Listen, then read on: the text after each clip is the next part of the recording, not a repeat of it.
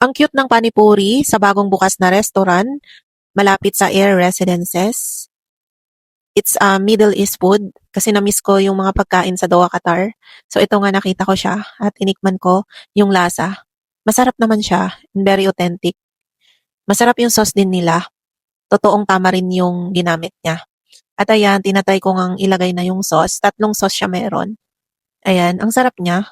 Nilagyan din nila ng onion yung loob. Ayan, tinikman ko na nga siya. Masarap, nakaka-addict yung lasa niya. Bagong bukas lang yan dito malapit sa Air Residences na restaurants. Meron din sila mga pagkain like biryani rice. Talagang dinala na nila dito yung mga delicacy sa Middle East. Kasi ang Philippines mahilig kumain, so nakaka-adjust sa kung ano-anong mga kinds of food. Hindi lang mga Middle East, meron ding mga Japanese, French, US, so lahat na yata ng klase ng pagkain nandito na sa Philippines.